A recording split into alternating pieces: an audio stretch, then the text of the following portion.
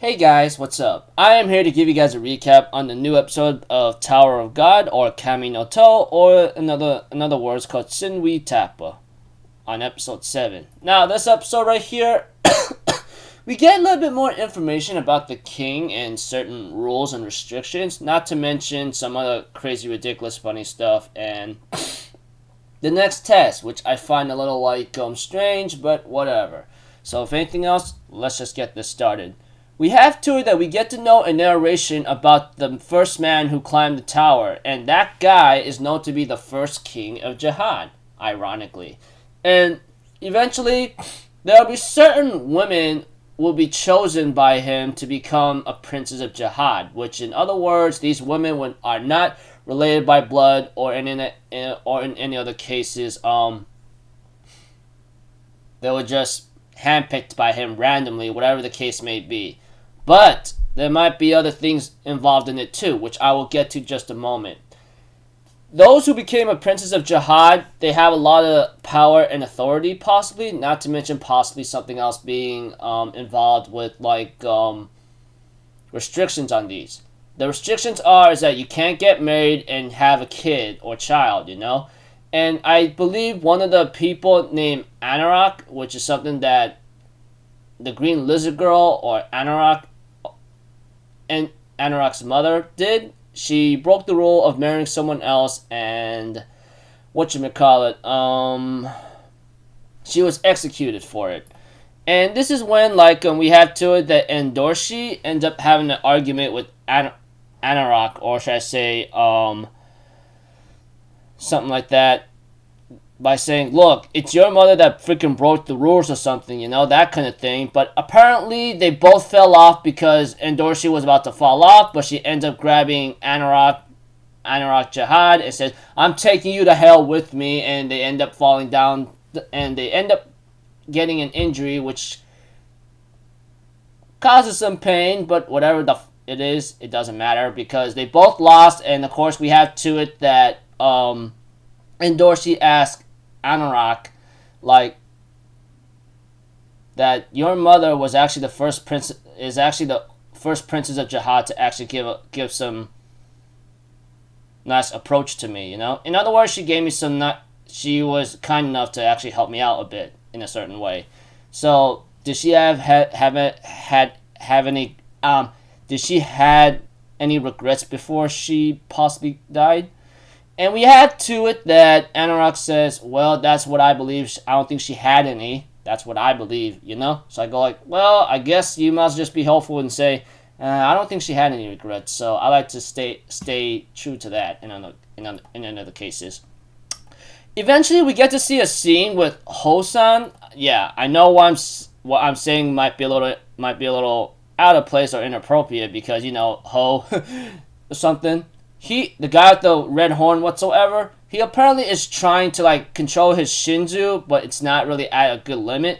But we see Bomb or something thanks to Lara-san's helping him, because Bomb helped Lara to go wash up his pillow, gave him some coffee beans or something, and later on Lara decides to pay back that debt by helping Bomb a little small trick, you know? And Bomb seems to control his Shinju. It's out of control, but he seems to have a better idea of it, of how to use it, you know?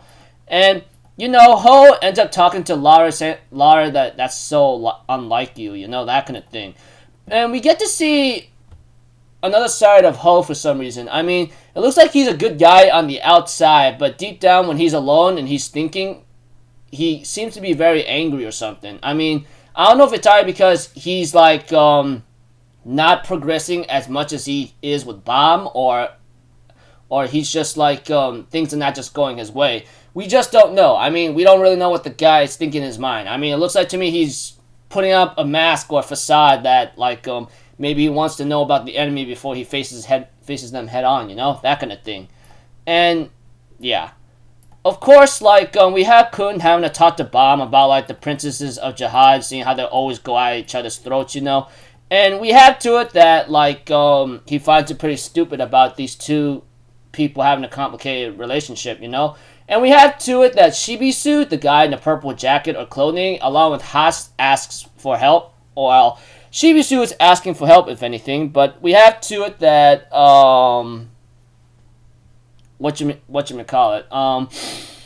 That Kun has an idea of how to get other people, so we have to it that they end up having to like bribe Endorshi to like and Anorak to like be their friends, sign their names on the papers, make 10 friends in a week or something, which I go like, oh my gosh, that's just hilarious kind of stuff. But yeah, anyways, yeah, I mean, Endorsi gets bribed with a simple meal or something, and Anorak gets bribed by chicken pie, and I'm like, oh my gosh, man, that's so hilarious. Kun is freaking like is a major brain guy for certain people, but whatever the case may be, it worked out. But as for Rachel, or say Michelle Light, that's another name she goes by in the tower. We get to see that she is always hiding under the hood, and she's always been eating apples. And the apple she's been eating, it looks really rotten, man. I just go like, just be careful what you're eating and put in your human body system, okay? You're not gonna like survive easily with just rotten apples like that. Just eat some things that can like fill up your belly in the right way, and not in a way that you fill your belly with rotten food. I mean, I'm pretty sure any of us kind of went through that kind of already, and it's not pretty. But whatever Rachel or Michelle Light is trying to do right now, we'll just have to see. I mean, like, we did see Endorsi trying to talk to her, like, it'd be easier if you just, like, hang out with us a bit. But she also gives her, like, a little small piece of advice, Even though it seems like coded or not explicit out there, she did tell Rachel or Michelle Light, like, I'm going to tell you this right now. Whatever you're looking up in the tower right now, it better be more worth it than this guy Bomb that he's going after you for, okay? In other words, in terms of the words how she put it, it's also a word of warning, like don't go like doing something that's gonna make you regret this, okay? That's what I think. I mean, I think Endoshi's trying to help Rachel, but at the same time gives her the warning tip that I won't do anything, but you better make sure you don't regret this choice, okay? Don't even like have any remorse over this action. And Rachel seems annoyed by this, even though she goes like, what the hell does she think she is? That kind of thing. But aside from that, Ho himself, he seems to be having a very somewhat tragic backstory. Whatever the case may be, it involves like some ugly, pathetic B people or something, but sorry for saying B. I mean, like, I'm trying to control my cussing right now because it looks like he went through some kind of ugly part that might involve with a lot of trafficking, possibly. It just looks like it. I mean, but later on, he gets a letter and asks him, do you want to climb the tower or something whatsoever? Whatever the case may be, whoever sent out this letter, it could be a trap. I don't know. We'll have to find out. But the next test involved is playing a game of tag, and we get to see the rules in this game. I mean, it may look like it's a little complicated, but people will later on split up into certain teams.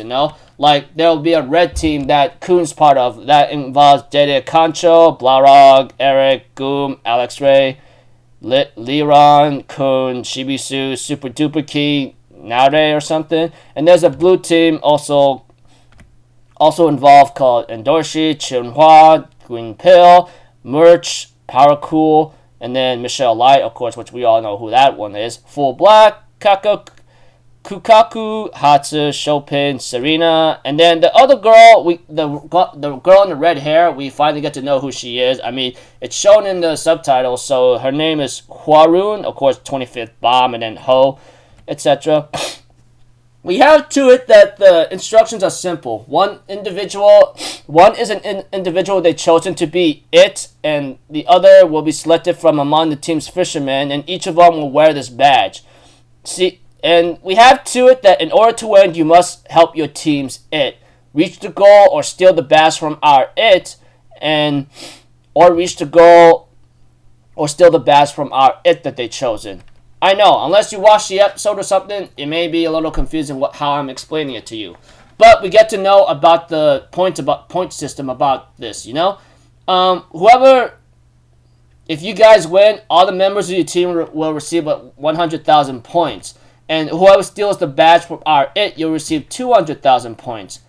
However, if our It takes a team's badge from you, the team loses, you know? And we get to see that the person who's It right now is some guy in the red hair or something, which I don't know if I'm even gonna bother remember him, but the way how he ended off in this episode, it doesn't seem like he's some simpleton either, you know? I mean, I guess he's a ranker for a reason, and why he's one of those few people given that position when he climbed the tower, possibly. But whatever the case may be, another thing is that there are certain factors in the game as well. Like, you will be judged or based on individual points or something, which I go like, okay, whatever, but not that important. But we see to it that Kun and his team, blue team, like, is going first right now. And we have to that they like baited the guy out, and they have Anorak Zahard almost get to him, but apparently he managed to dodge the attack from like Anorak Zahard's weapon, Green March, or whatever that weapon is, which I don't even remember anymore. But it looks like to me he has a full.